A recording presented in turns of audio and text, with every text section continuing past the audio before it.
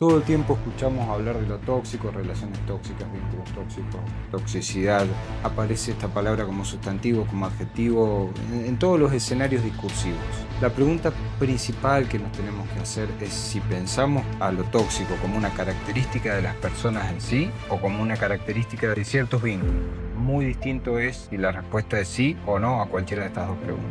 Si lo pensamos como una característica de las personas, bueno, alejémonos de aquellos escenarios donde se les da esta característica a ciertas personas. De todas formas, mi propuesta es que la pensemos como una característica de los vínculos y como una posibilidad potencial de casi cualquier tipo de vínculo. Eso nos devuelve el protagonismo que tenemos en la forma de vincularnos o en la forma de desvincularnos. Nos pone en un lugar más activo, más ético, más autocrítico y nos corre de un lugar que puede llegar a ser sumamente ofensivo. Si lo pensamos como un adjetivo, como una característica de las personas, no nos va a ayudar para depurar, para sentirnos mejor y para poder hacer distintos movimientos frente a las toxicidades, a esas toxicidades que nosotros también podemos habitar. Resulta, con toda esta explicación, que podemos afirmar, guste o no, que una relación tóxica es una forma de adicción. Sabemos que las adicciones tienen capacidad migratoria. ¿Qué quiere decir esto de capacidad migratoria? Si busco parchar, tratar, asistir una problemática adictiva en un escenario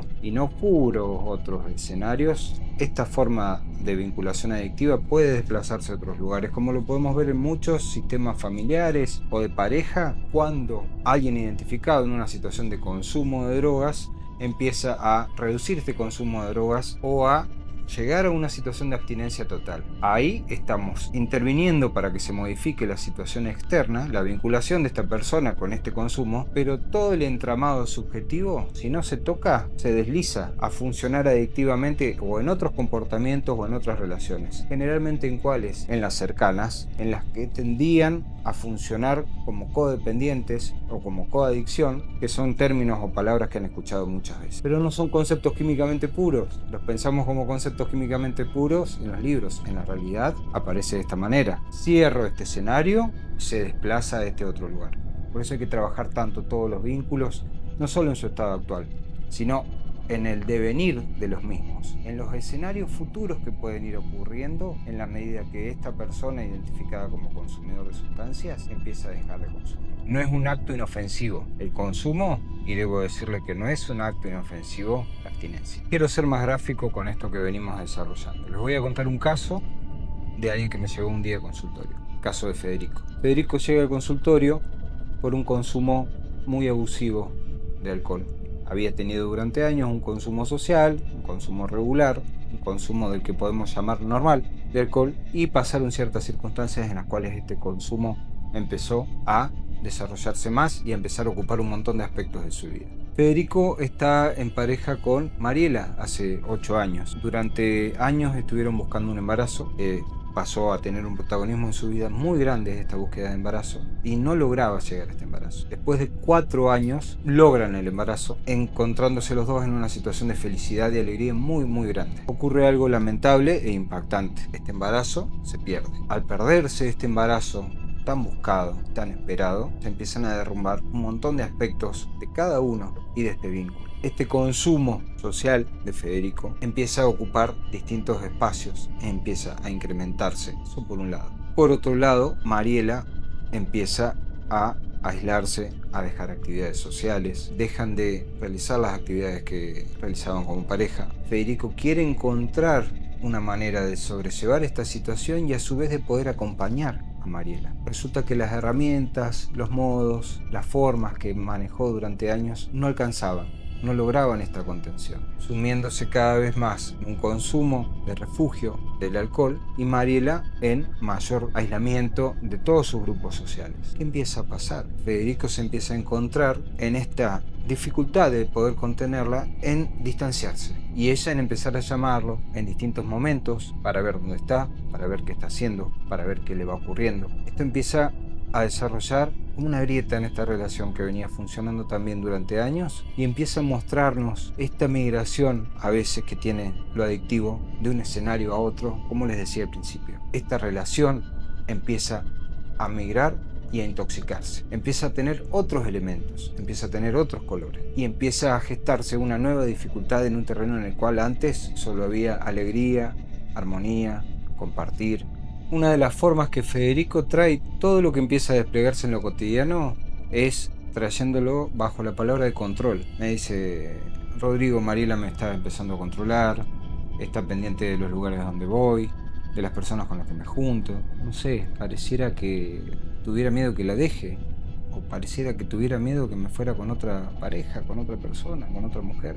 Cuando yo empiezo a escuchar esto, empiezo a pensar justamente esto que planteo al principio. ¿Qué es lo que está empezando a introducirse, a aparecer o a desarrollarse en este vínculo que antes no estaba? ¿Qué tiene que ver con este malestar? Pongamos que entramos en la comodidad de usar la palabra toxicidad y entramos en la comodidad de dar por sentado qué quiere decir eso. ¿Qué podemos decir en relación a esto? Y bueno, la toxicidad, y esto lo podemos tomar del campo de la toxicología, que es de donde corresponde que tomemos esta palabra. Es cuando algo que en una dosis generaba un placer, un bienestar, una curación, cuando esa dosis se aumenta, pasa a generar un malestar, pasa algo a hacer la posibilidad de un veneno. Está hablando del campo de la toxicología.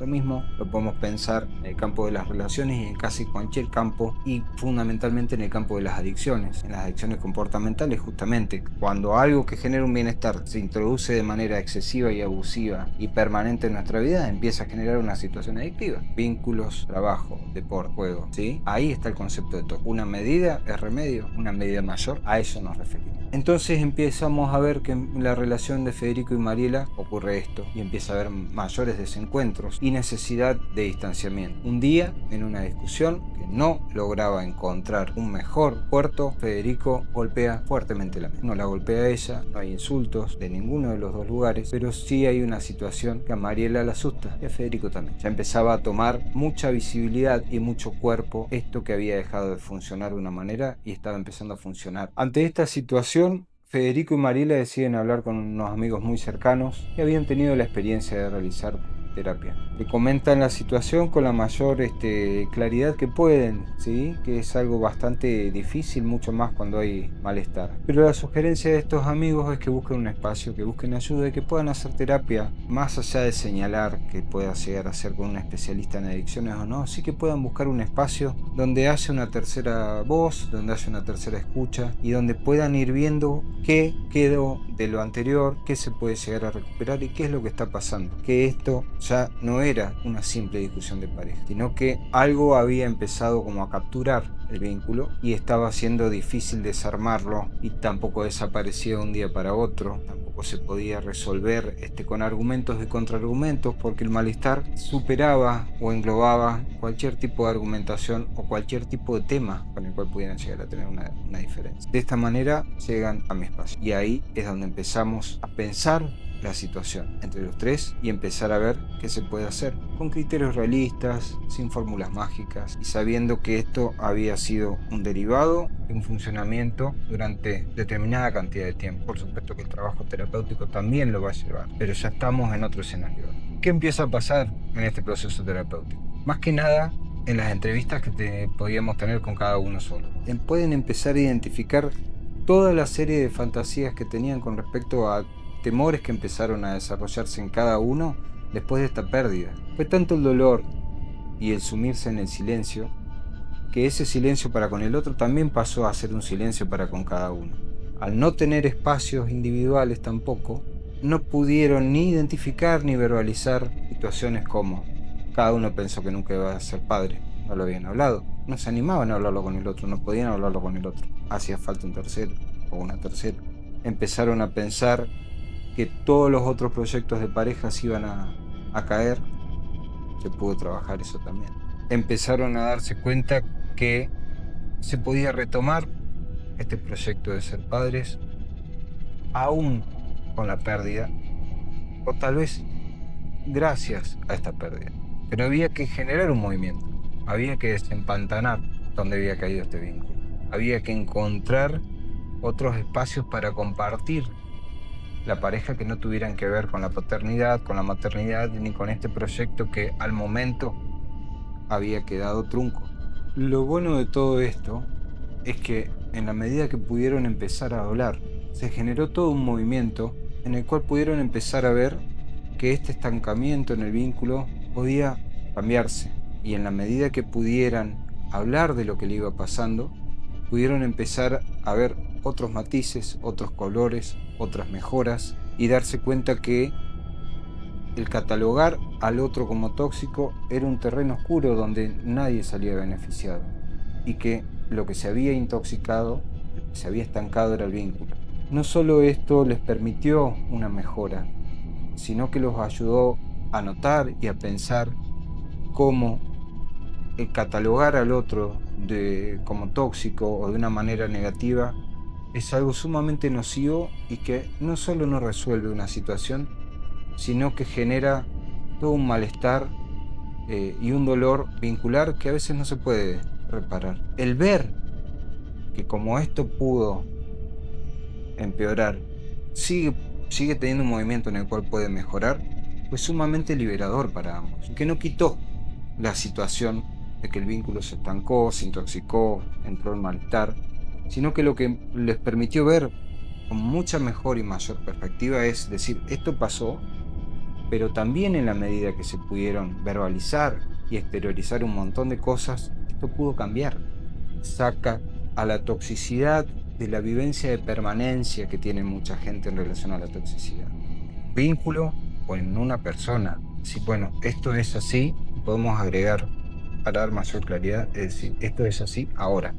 Y si hacemos ciertas cosas, y si trabajamos ciertas cosas, esto sigue deviniendo y nos puede ubicar en un terreno completamente insospechado. Ahora si le damos la categoría fija y estanca, bueno, justamente sabemos y podemos pensar en el agua.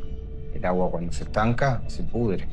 Bueno, cuando pensamos los vínculos también como algo quieto, como algo inmodificable, y la única salida que nos vamos a encontrar es la putrefacción.